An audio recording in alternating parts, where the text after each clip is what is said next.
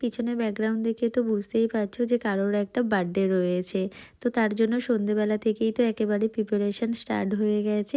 আর আমি এখানে বসে পড়েছি চিকেন পকোড়া ভাজতে।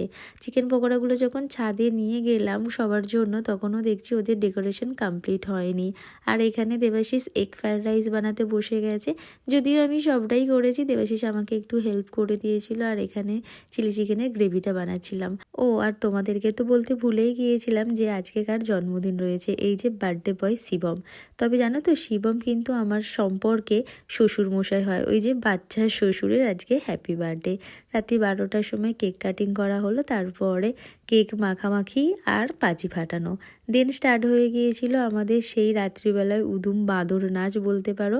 আর এখানে আমার শাশুড়ি মাকে নিয়েও আমরা নাচছিলাম। তারপর নাচাগানা করার পর প্রচণ্ড খিদে পেয়ে গিয়েছিল, তাই সবাই এখানে খেতে বসে পড়েছিল। তো চলো আজকে এই পর্যন্ত, সো বাই।